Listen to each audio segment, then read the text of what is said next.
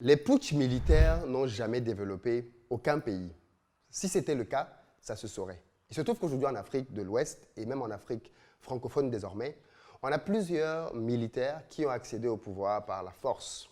S'il est vrai qu'en Afrique de l'Ouest, tout ceci s'est manifesté au travers d'un rejet de l'interventionnisme et de la présence française accrue et qui donc de fait a pu permettre d'obtenir l'adhésion des populations derrière ces putschistes, il est tout aussi vrai qu'il faut les observer à la lumière de ce qu'ils font et ne pas leur donner du crédit indéfini simplement parce qu'ils ont arrêté des relations avec l'ancienne puissance colonisatrice. J'ai pris beaucoup de temps de réflexion et d'analyse afin de faire cette série de vidéos parce que je vais en faire 3 pour vous montrer comment aujourd'hui les autorités maliennes, que l'on apprécie pourtant tous, se comportent vis-à-vis de leur propre population. Il semblerait qu'elles soient totalement réfractaires à toute forme de remise en question de leur autorité et de leur travail.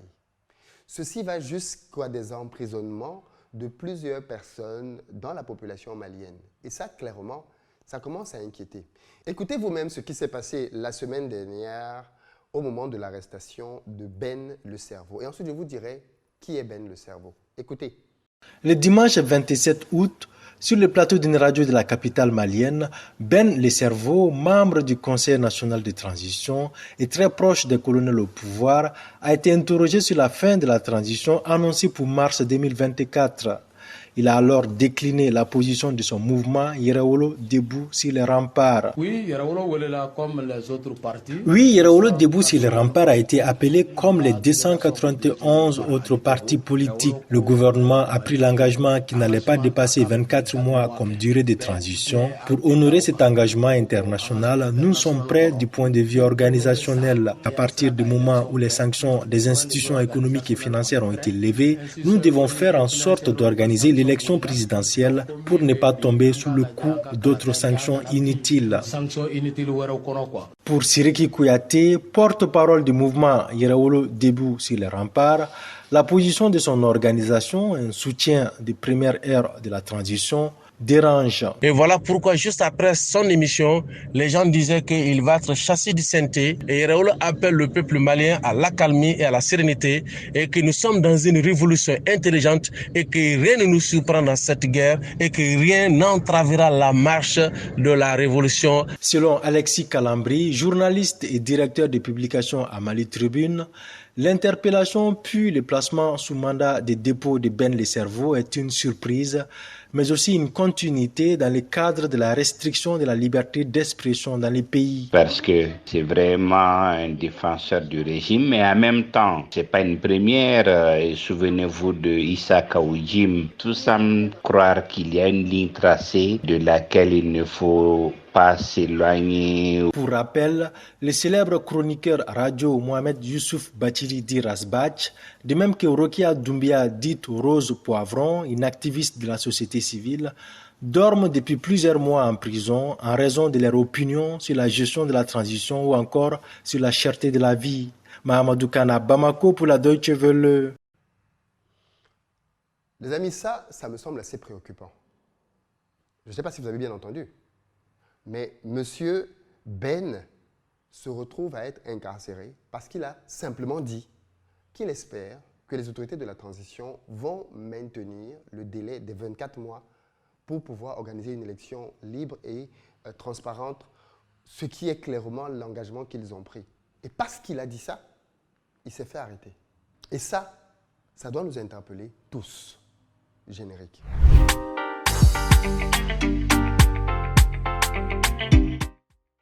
Salut à toi et bienvenue sur ma chaîne. Moi, c'est Philippe Simon. Ici, je te parle de business, de développement de l'Afrique. Donc, si tu veux participer à tout ça, tu t'abonnes et tu partages les vidéos.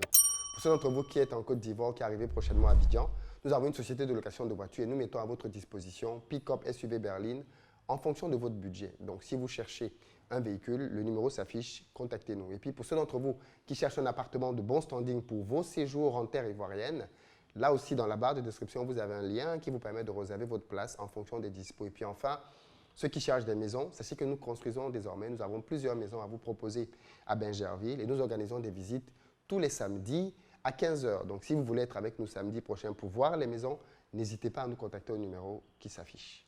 Les amis qui veulent venir à Back to Africa cette année, vous le savez, nous ne sommes plus qu'à 2 semaines et demie de l'événement. C'est donc le moment plus que jamais de prendre votre place, d'autant plus qu'on a une promo qui se termine à la fin de cette semaine.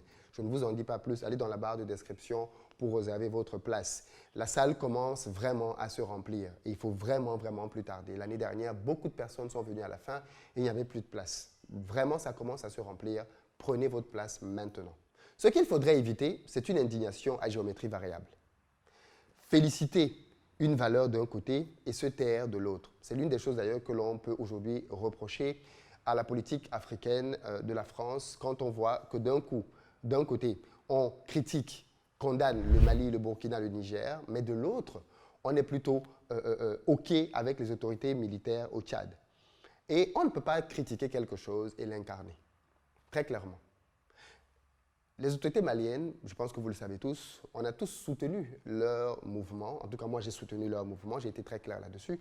J'ai trouvé qu'il fallait laisser les Maliens gérer leurs problèmes, que ce n'était pas bien évidemment à la France ou aux États-Unis ou je ne sais pas trop à qui d'autre de venir leur dire comment ils devaient gérer leurs difficultés. S'ils veulent travailler avec un groupe privé paramilitaire, c'est leur problème. Ils ont le choix de gérer leur pays comme ils l'entendent.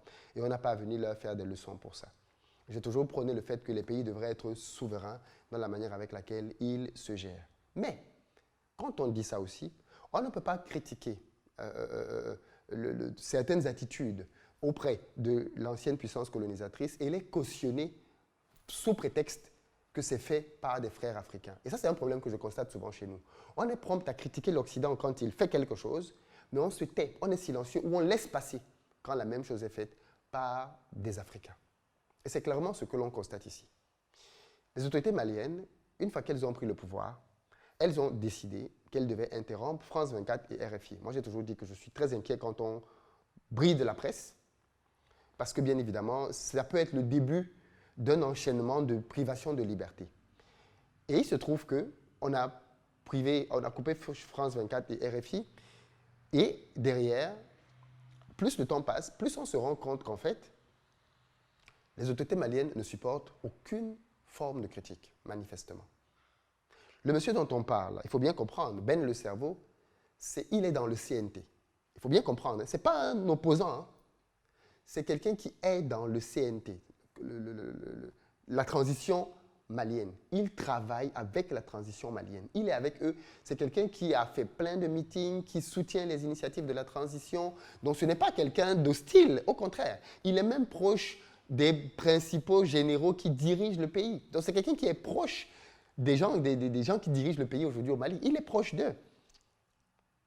Il est invité dans une émission parce qu'il dirige un mouvement, c'est Yerewolo.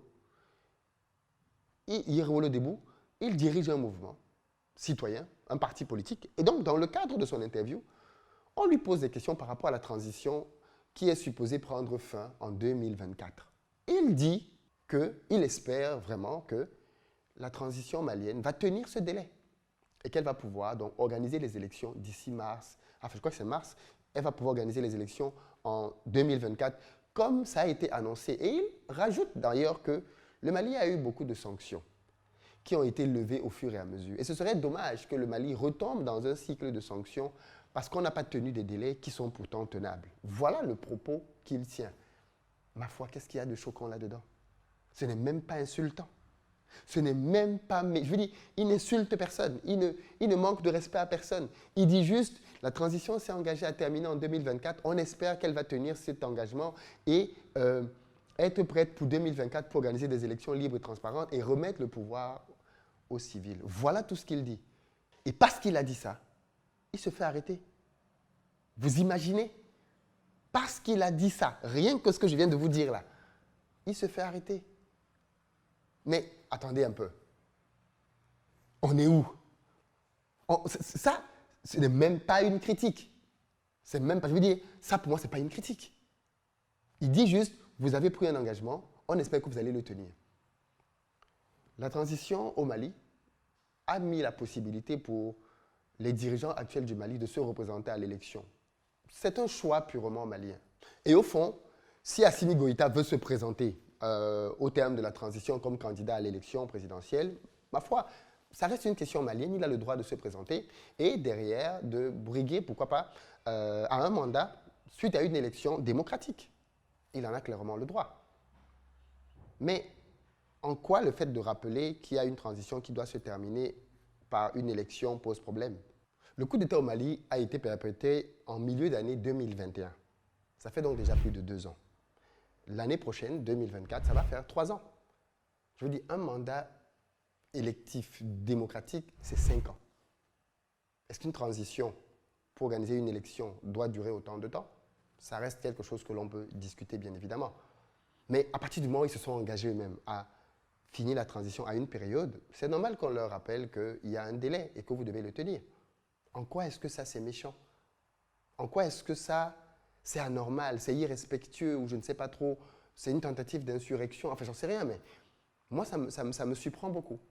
Ça me surprend qu'on veuille brider la parole dans son expression la plus libre. Franchement, je ne sais pas ce que vous pensez, mais c'est pas bon signe. C'est clairement pas bon signe parce que là, ça traduit pour moi un régime autoritaire. Et ça, c'est clairement le type de crainte que les gens ont quand il y a des militaires qui viennent au pouvoir. C'est qu'ils confisquent le pouvoir, ils ont les armes, qu'ils brident la population, qu'ils ne permettent pas à une opposition de pouvoir s'exprimer. Parce que je vais vous faire d'autres vidéos, je vais vous faire 3 vidéos dans ce cas. Et vous allez voir d'autres personnes qui ont dit des choses à peu près semblables, mais qui sont aujourd'hui en prison, depuis parfois 1 an. Est-ce que c'est ça le Mali qu'on veut voir? Est-ce que le Mali qu'on veut voir, c'est un Mali dans lequel les Maliens ne peuvent pas s'exprimer librement? J'ai discuté avec Jean-Louis Billon, qui a beaucoup insisté sur le lien qu'il y a entre liberté et développement. Et il m'expliquait qu'on le verra partout dans le monde, les pays dans lesquels il y a le plus de liberté pour les citoyens sont les pays dans lesquels il y a le plus de business, de développement. Parce qu'il a dit, la liberté de penser précède la liberté d'entreprendre.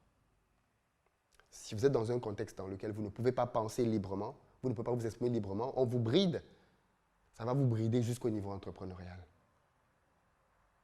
Et ça, c'est dommage. C'est dommage parce qu'il y a beaucoup d'attentes et beaucoup d'espoir dans cette transition. Après, ils ont peut-être leurs raisons, que vous comprenez. Je vous invite à nous partager ça dans les commentaires. Mais moi, j'avoue que j'ai été assez surpris quand même. Assez surpris d'apprendre ça parce que ça fait plusieurs fois que des cas comme ça se produisent, que je regarde. Et là, je me suis dit, non, ça commence quand même à faire beaucoup de cas. Je vais parler de 3 cas. Ça, c'est le premier. Je vous parlerai d'un deuxième, puis d'un troisième cas dans les prochaines vidéos. Parce que je pense qu'il est important que les gens comprennent aussi quelle est la vision de la transition. S'ils ne veulent plus être en démocratie, il n'y a pas de problème. Qu'ils nous disent donc que le régime n'est plus démocratique. Et à ce moment-là, la liberté d'expression n'est plus quelque chose qui est encouragé. Par contre, s'ils se définissent comme un régime démocratique, on ne peut pas brider la population et l'empêcher de s'exprimer pour dire qu'elle n'est pas d'accord ou qu'elle pense que ou qu'elle pense ça. Enfin, moi, j'estime quand même que c'est un tournant dangereux. Vraiment dangereux. Parce que du coup, ça veut dire que si je fais une vidéo comme celle-ci depuis Bamako, je suis éligible à être arrêté. Enfin, c'est quand même très grave, vraiment. Je ne sais pas ce que vous en pensez, mais on ne peut pas critiquer les autres et faire soi-même ce que l'on reproche aux autres. Clairement. Je pense en tout cas. Hein. Je pense. Dites-moi ce que vous en pensez dans les commentaires. Ciao.